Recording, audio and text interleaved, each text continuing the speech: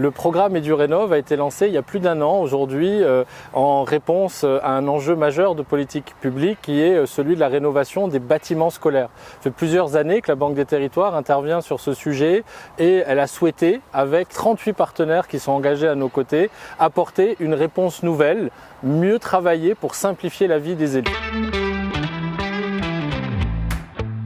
Et au cours de l'année écoulée, nous avons déjà un premier bilan positif puisque nous avons réussi à travailler avec les partenaires pour mettre en place un certain nombre de ressources qui vont apporter de la simplicité aux porteurs de projets partout sur le territoire. Nous avons également travaillé à un référentiel commun, un langage commun. Qu'est-ce que c'est qu'une rénovation thermique? Qu'est-ce que c'est que l'adaptation au changement climatique dans des bâtiments scolaires? Ce sont aujourd'hui 1700 projets exemplaires qui ont bénéficié de notre accompagnement, soit direct, soit via nos partenaires, en ingénierie comme en financement. Et dans les prochains mois, nous allons dépasser les 2000 projets accompagnés, sachant qu'on a un objectif d'atteindre 10 000 projets à horizon 2027. Le programme EduRénov, c'est d'abord une communauté de travail.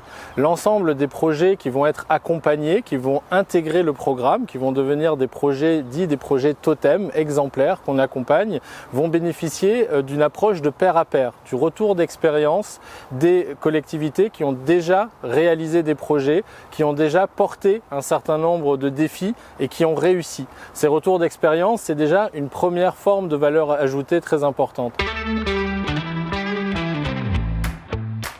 Bien évidemment, la Banque des Territoires est une structure qui a vocation à accompagner financièrement les acteurs.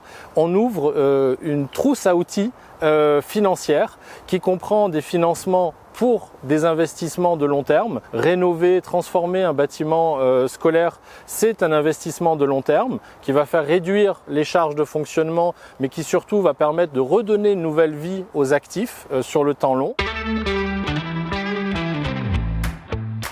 Et on a aussi des dispositifs innovants via de l'intracting. Donc c'est un dispositif qui est basé sur les économies d'énergie et qui repose sur une logique d'avance remboursable. C'est-à-dire qu'on évalue les économies d'énergie qu'on va générer avec les travaux et on fait en sorte que le remboursement soit adossé sur ces économies d'énergie. Ça permet une mise en mouvement plus rapide des acteurs.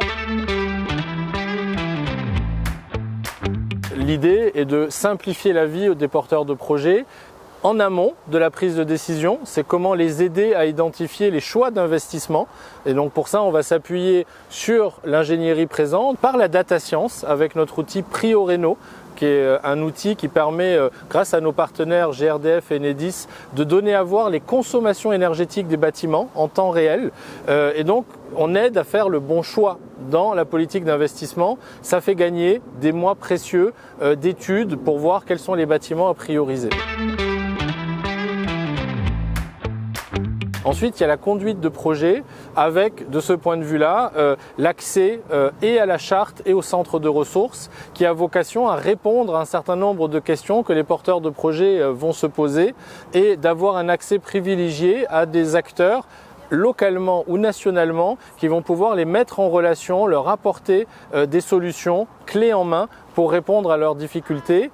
Car souvent, conduire des projets, c'est un certain lot de difficultés, mais en réalité, il y a ailleurs sur le territoire des personnes qui sont déjà passées par là, qui ont déjà des réponses et qui sont là pour pouvoir les partager. Et donc, c'est cet enjeu-là, une meilleure coordination des acteurs et des partenaires, des réponses clés en main à partager entre pairs et de l'ingénierie aux bons endroits pour aider les porteurs de projets.